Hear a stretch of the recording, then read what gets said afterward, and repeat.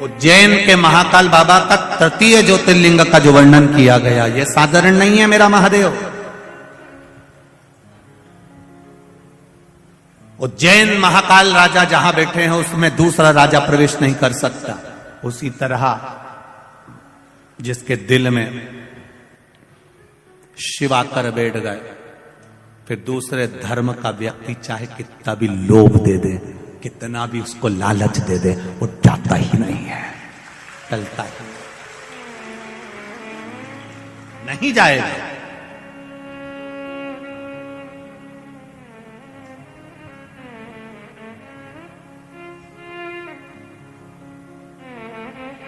पीने वाले व्यक्ति को कितना भी समझा लो, वो शाम के समय चकमा देकर मैं खाने पहुंच ही जाता है। जिसके भीतर शिव महापुराण की कथा का रस नशा एक बार हो जाता है, वो ये नहीं देखता कि अंदर बैठकर कथा सुन रहा हूं कि बाहर बैठकर, उसको तो केवल अपनी मस्ती में कथा का लाभ ले रहा है, उसको मतलब नहीं है।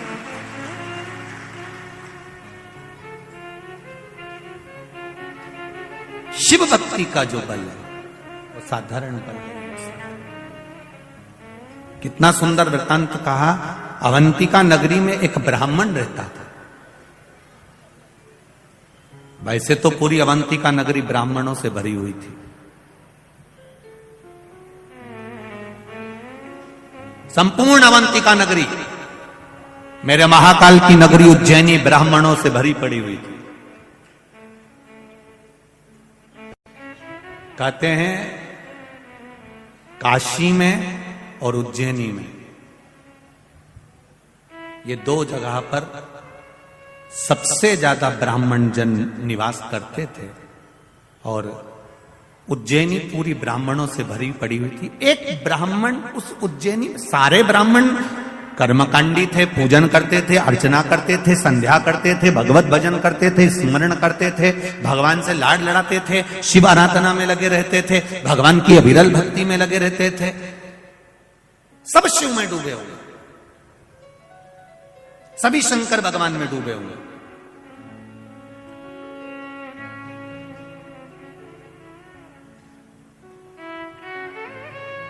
पहले था क्या? केवल एक देव, अधिदेव महादेव। त्रेता आया तब मेरे राम जी आए, द्वापर आया तब मेरे, जम के बोलो जरा, भगवान कृष्ण आए। त्रेता आया तब राम जी आए, द्वापर आया तब कृष्ण आए। इससे पहले थे केवल एक शिव, केवल एक नारायण, केवल एक ब्रह्मा। ब्रह्मा विष्णु महेश का एक स्वरूप, लिंग स्वरूप में भगवान शंकर के एक स्वरूप में विराजमान था।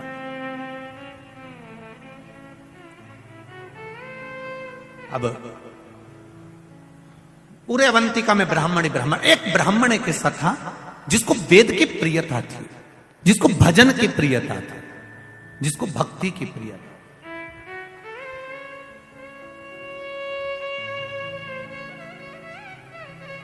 महाराज, उस ब्राह्मण का नाम था वेद प्रिय। बड़ा विद्वान, सारे ब्राह्मणों के साथ में रहना, सब ब्राह्मणों के साथ में मिलकर भगवत भजन करना, सब ब्राह्मणों के साथ में मिलकर भगवान शंकर की भक्ति करना। अब शिव की भक्ति में दिन रात डूबा रहता था, दिन रात।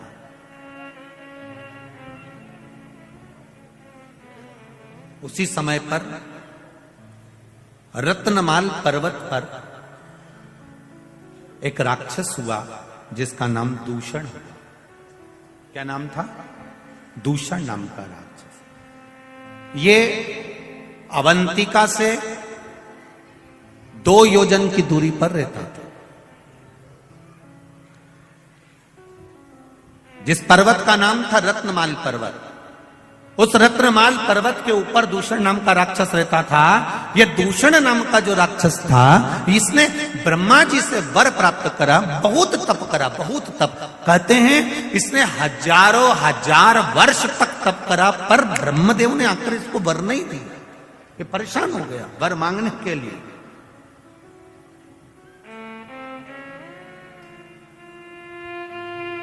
आखिरी में ब्रह्मा जी को फिर आना पड़ा और ब्रह्मा जी ने कहा मांग तुझे क्या चाहिए। तो उसने एक बात कह दी, अगर देना चाहते हो तो मुझे दीजिए कि मेरे प्राण ना छूटे। ब्रह्मा जी ने कहा यह तो हो नहीं सकता कि तू मरेगा नहीं, मरना तो पड़ेगा। जन्म लिया है, मृत्यु लोक में आए हो, इस पृथ्वी पर अगर जन्मे हो तो मरना निश्चित है। ये आपको पहले भी कथा में कहा कि बादाम खाओगे तो भी मरोगे, नी खाओगे तो भी मरोगे, रोटी खाओगे तो भी मरोगे, नी खाओगे तो भी मरोगे, कथा सुनोगे तो भी मरोगे, नी सुनोगे तो भी मरोगे। हाँ, कहीं का महाराज तुम्हें गारंटी दे दे कि तुम कथा सुनोगे तो नहीं मरोगे तो हमको भी मिला देंगे, हम और 25-50 साल ज्यादा कथा और बात चलेंगे, उसमें क्या दिक्कत है।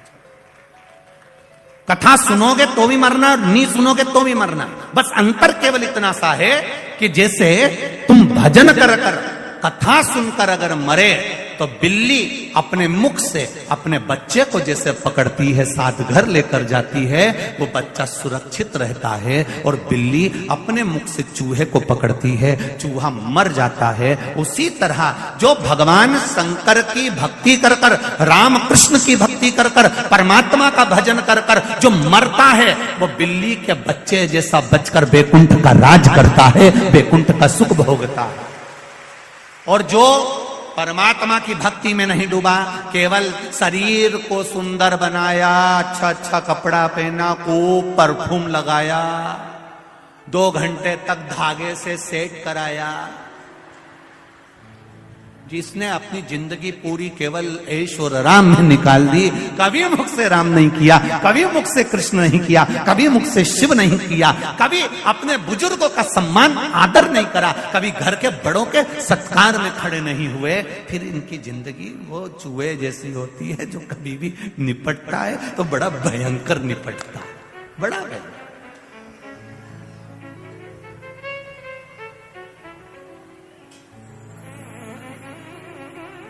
भक्ति के बल पर चले, भाव के बल। महाराज दूषण ने कहा मुझे मरना नहीं है, आप मुझे वर दीजिए ब्रह्मदेव। ब्रह्मा जी ने कहा ऐसा नहीं हो सकता कि तुम मरोगे नहीं, मरना निश्चित है, ये निश्चितता है, तुम्हें मरना तो पड़ेगा, पर मुझे दूसरा वर दे दो। क्या वर चाहिए? महाराज अगर मैं मरूं, मान लो मेरे प्राण छूटे, तो मुझे मारने वाला भी ऐसा होना चाहिए जिसकी बहन ने हजारों वर्ष तक मेरे जैसा तप करा हो। अब जरा अवंतिका नरेश की कथा का जरा स्मरण करिएगा, बड़े ध्यान से सुनिएगा। और जितने लोग टीवी पर सुन रहे हैं, जितने लोग बाहर बैठकर सुन रहे हैं, मोबाइल पर सुन रहे हैं, थोड़ा ध्यान लगाकर सुनना। मुझे मारने वाला वो होना चाहिए जितना तप मैंने करा। अगर कोई पुरुष मुझे मारता है तो उसकी बहन में साथ इतना ही तप होना चाहिए जितना तप मैंने किया। और यदि मेरे प्राण छूटते हैं और मेरा रक्त भूमि पर गिरता है तो मैं रूप फिर बदल सकता हूं। ब्रह्मा जी ने कहा तुम्हारा रक्त अगर पृथ्वी पर 1000 जगह गिरा तो तुम तो 1000 रूप रख लोगे, कुछ थोड़े से रूप तुमको दे सकता हूं। तो दूषण नाम के राक्षस ने रत्नमाल पर्वत के ऊपर जो तप साधना में बैठा था वर मांगा, अगर मैंने मेरा रक्त 84 बूंद पृथ्वी पर गिरती है तो मैं 84 बार रूप रखकर लड़ सकता हूं, मुझे वर दो। ब्रह्मा जी ने कहा तथास्तु, पर एक बार सुन लो, अगर 84 ही रूप उस बहन के भाई ने धारण कर लिए और उसने तेरा संहार एक साथ कर दिया तो फिर तेरा अंत निश्चित है। मैं मानता हूं कि मेरा अंत हो जाए। अब इतना वर सोच समझकर मांगा गया, इतना वर मांगा है। दूषण नाम का राक्षस तो आनंदित हो गया, उसने अवंतिका नगरी में प्रवेश कर गया। उसका सबसे बड़ी, वो कहते हैं ना, उसकी सबसे प्रिय चीज क्या थी, उसकी हॉबी क्या थी, तो कहा उसकी प्रियता, सबसे प्रियता यह थी कि ब्राह्मण के बच्चों को पकड़कर उनका रक्त निचोड़कर पीता था और बच्चों को जमीन में छोड़ देता था।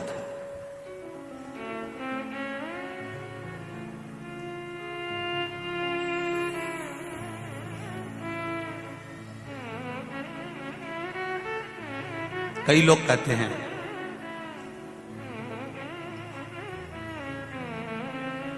कि ब्राह्मणों ने जिंदगी भर केवल राज करा है, ठाट करा है। ऐसा नहीं है।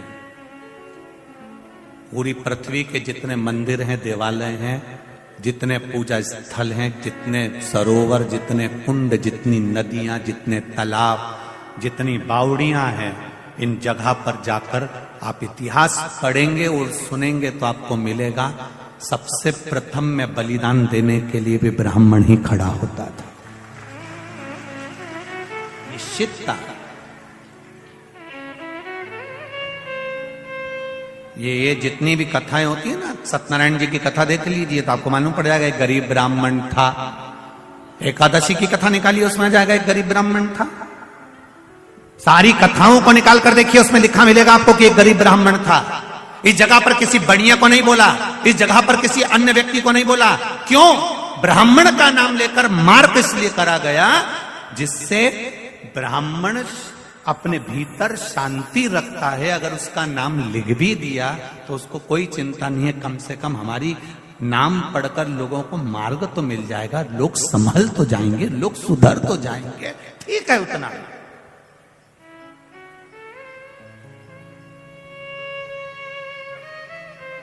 उसने किसी से ऑब्जेक्शन नहीं करा कि हमारा नाम यहां पर क्यों लिखा, सत्यनारायण जी की कथा में हमारा नाम क्यों आया, गरीब ब्राह्मण का नाम क्यों आया, हमारा नाम क्यों आया। उससे कथा, देवराज नाम का ब्राह्मण, शिव महापुराण, बिंदुक नाम का ब्राह्मण, शिव महापुराण, आत्मदेव नाम का ब्राह्मण, श्रीमद् भागवत कथा, देव नाम का ब्राह्मण, विष्णु पुराण।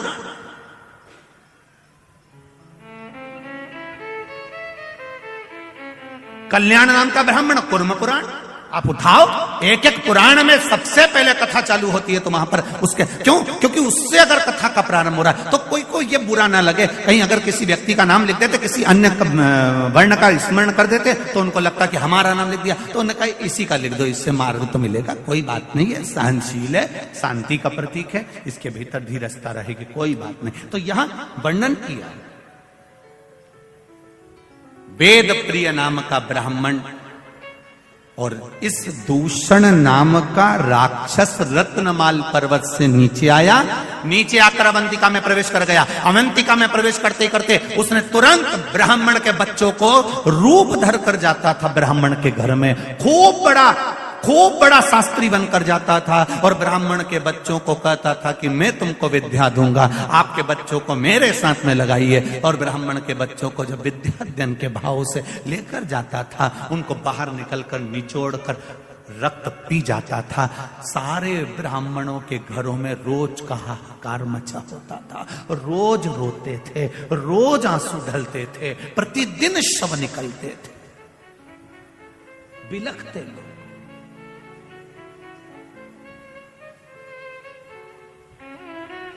ये अवंतिका की पावन धरा ऐसी ही अवंतिका की धरा नहीं हो गई रे मेरे भाई।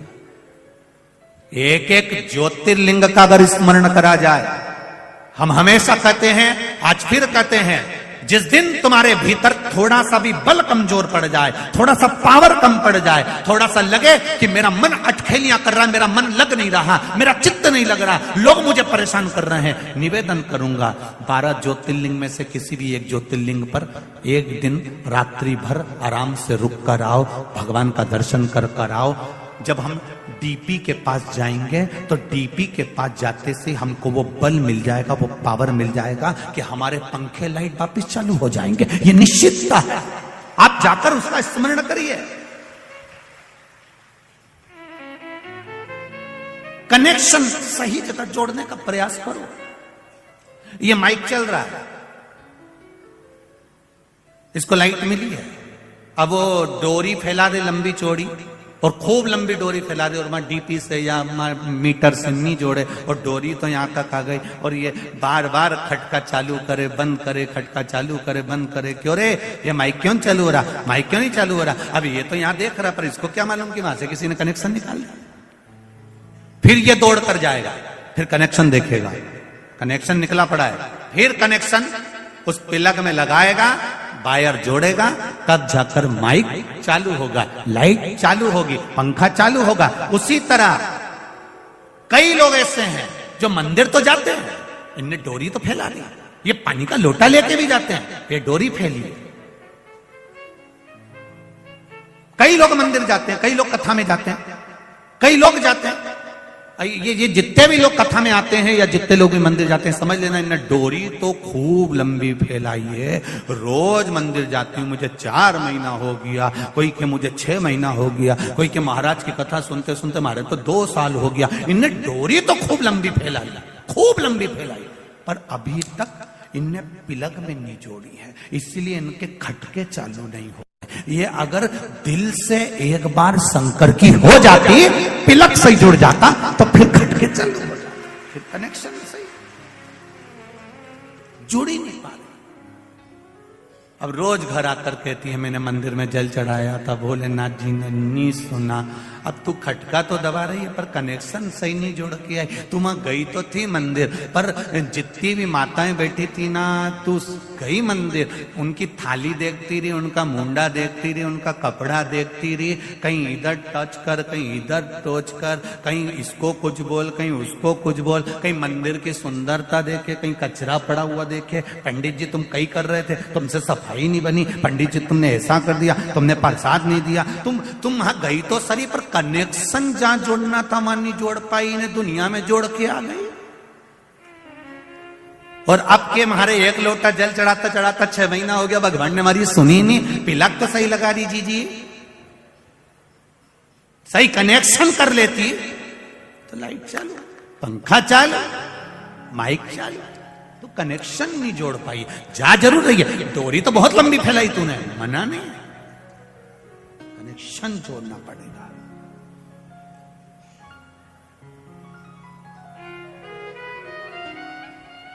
जितने भी लोग भगवान के मंदिर जाते हैं उनसे निवेदन है, दिखावे से मत जाना, बिल्कुल मत जाओ दिखावा करने के लिए, और कथा में भी भीड़ बढ़ाने के लिए बिल्कुल मत जाओ। कनेक्शन जोड़ना है हमें हमारे महादेव से। जैसे ये बहन आई, उसने कहा 3rd स्टेज का कैंसर था, पर शिवजी के मंदिर में वो लोटा लेकर, शरीर ऐसा था कि पलंग पे से उठ नहीं सकती थी, फिर भी उसके परिवार वालों के साथ हाथ पकड़ के शंकर जी के मंदिर तक गई। मतलब दिल से कनेक्शन जोड़ लिया था कि शिव पुराण में महाराज ने बोला है तो मेरा भोलेनाथ मुझे सही करेगा, अब वो करेगा। कनेक्शन जुड़ गया, सही हो गई। अब कनेक्शन ही सही नहीं जोड़ता और ये जाती रहती, ये पोछा लगाए, झाड़ू लगाए। अब न कई माताएं ऐसी है कि दूसरे को दिखाने के चक्कर में झाड़ू उठा के झाड़ दे। ये तो वही बहू जैसा हाल, चाय बना के ले आई, ट्रे में धर के। दूसरे को दिखाने के लिए हमें झाड़ू नहीं लगाना, दूसरे को दिखाने के लिए हमें जल नहीं चढ़ाना, दूसरे को दिखाने के लिए हमें पशुपति व्रत नहीं करना, दूसरे को दिखाने के लिए हमें शंकर भगवान का गुणगान नहीं करना, हमें दिखावे से दूर रहना। मेरे भोलेनाथ जी को दिखावा प्रिय नहीं है। मेरे शंकर भगवान को दिखावा कोई मतलब का नहीं, उसको चाहिए ही नहीं तुम्हारा दिखावा, तुम तो तुम्हारे पास रखो। वो शंकर जी कहते हैं मुझे चाहिए ही नहीं, तुम तो 1 लोटा पानी उंडेल के चले। मेरे राम जी महाराज अपने मंदिर में बैठते हैं, दिन भर में 1 बार तैयार होते हैं। मेरे कन्हैया मंदिर में बैठते हैं, दिन भर में 1 बार तैयार होते हैं। मेरे भगवान विष्णु मंदिर में बैठते हैं, दिन भर में 1 बार तैयार होते हैं। दत्तात्रेय भगवान मंदिर में बैठते हैं, दिन भर में 1 बार तैयार होते हैं। देवी मैया मंदिर में बैठती है, दिन भर में 1 बार तैयार होती है। केवल 33 कोटि देवी देवता में केवल एक महादेव है जो जितनी बार जल चढ़ाने आता है उतनी बार तैयार कर जाता है, श्रृंगार कर। क्यों, किस लिए? कहीं कहीं पंडित जी कह देते हैं मैंने अभी श्रृंगार करा है, पानी मत चढ़ा देना, पर कहीं कहीं की रहती है मैं तो चढ़ाऊंगी जा। यहां शिव पुराण कह रही है सारे देवी देवता 1 बार तैयार होकर बैठ जाते हैं, मेरा महादेव दिन भर तैयार होता है, 24 घंटे तैयार होता है।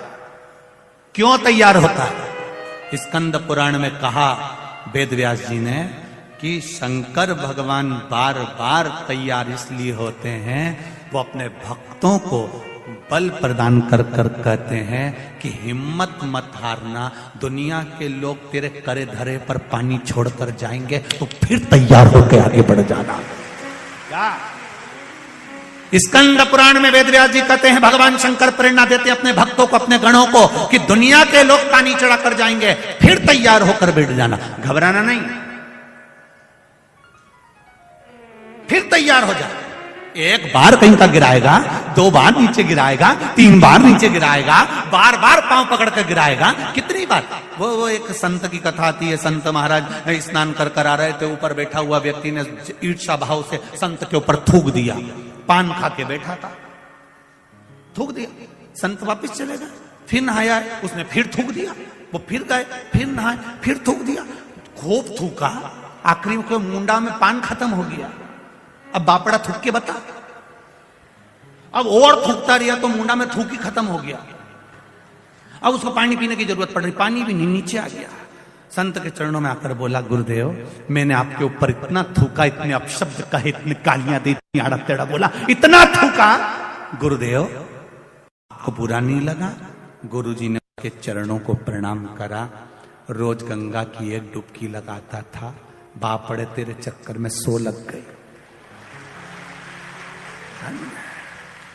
तेरे चक्कर में ये 100 डुबकी लगी, नहीं तो मैं कभी नहीं लगाता, इतनी डुबकी तो कभी नहीं लगाता, पर तू थूकता था, मैं स्नान करने जाता था, मेरे मालिक ने कितनी कृपा कर दी कि मुझसे 100 डुबकियां लगवा ली। यही विचार हमारे भीतर आना चाहिए, हारना नहीं। एक बार अगर पानी चढ़ाकर चले गया, दूसरी बार मेरा भोलेनाथ फिर तैयार है, फिर पानी चढ़ाया फिर तैयार है, फिर पानी चढ़ाया फिर तैयार है। मेरे शंकर भगवान कहते हैं, मैं नहीं घबराता, फिर तैयार होकर बैठ जाता, फिर तैयार। क्यों घबराना? एक बार दुकान खोली, हार गए, नहीं जमी, फिर दूसरी खोली, नहीं जमी, कोई बात नहीं। सुसाइड का मत सोचना, दुख मत मनाना, ये मत सोचना कि बर्बाद हो गया, बिल्कुल नहीं, फिर तैयारी कर। और अब की बार तैयारी करे तो महाकाल राजा पर, देवाधिदेव महादेव पर छोड़ दे, फिर तैयारी। मैंने एक एग्जाम दिया, नहीं हुआ, दूसरा एग्जाम दिया, नहीं हुआ, तीसरा एग्जाम दिया। एक बच्चे ने लिखा है, छोटा सा बच्चा, आयुष सुनेरे मेरा नाम है। आयुष कहीं बैठे हो बेटा? आप ही हो? श्री शिवाय नमस्तुभ्यम, हर हर महादेव, दोनों हाथ हिला दो एक बार। मेरा नाम आयुष सुनेरे है। मेरे पूरे परिवार की ओर से शिव महापुराण को हर हर महादेव। कक्षा 10वीं में फेल हो गया था गुरुदेव। मेरा मन पढ़ाई में नहीं लगता था, मित्रों में ज्यादा लगता था, संगति ठीक नहीं, मन नहीं लगा। बाबा की कृपा, 10वीं में आपके बल के द्वारा जो आपने शिव महापुराण में कहा, उसके अनुसार मैंने फिर परीक्षा दी और बाबा की कृपा से मैं पास की। फिर पास होने के लिए अग्रण्य हुआ। जन्मदिन घूमते घूमते मंदिर चला गया और फिर मैं शिव मंदिर में रोज जाना प्रारंभ किया। 10वीं तो आपने बताई, वैसे पास करी 2-1 साल के अनुकूल। कक्षा 12वीं में आपके द्वारा बताए गए, मुझे लगा कि एक बार मैं 10th फेल हो चुका हूं, दूसरी बार 12वीं भी बोर्ड की है, पास हो जाऊं बड़ा मुश्किल है। पर आपने जो बेलपत्री पर शहद लगाकर बाबा को प्रतिदिन समर्पित करने का बताया था, मैंने भी पढ़ाई के साथ में, मेरे मित्रों के साथ रहता पर समय ही नहीं मिलता, पर जितनी पढ़ाई करी वो बेलपत्र का प्रयोग करा। गुरुदेव, फर्स्ट श्रेणी से मैं उत्तीर्ण हुआ हूं 12th में। मैं बाबा को प्रणाम करता हूं। बाबा की कृपा बाबू। श्री शिवाय नमस्तुभ्यम, हर हर महादेव। बधाई आपको बहुत बहुत। ये विश्वास जागृत होना चाहिए, आपकी भक्ति, आपका भरोसा। एक बार अगर हार गए तो क्या हुआ, दूसरी बार तैयार हो जाओ। मेरा महादेव तो 5-5 मिनट में तैयार होता है। कोई जल चढ़ाया, फिर श्रृंगार गया, फिर जल चढ़ाया, फिर श्रृंगार गया, मेरा महादेव फिर तैयार होकर बैठ गया। मेरे महादेव कहते हैं, हिम्मत मत हारना, फिर तैयार होकर आगे बढ़ना, फिर मेहनत करना, फिर कर्म करना, बढ़ोगे, आगे जरूर बढ़ोगे, पीछे नहीं हट सकते। आग लगे बस्ती में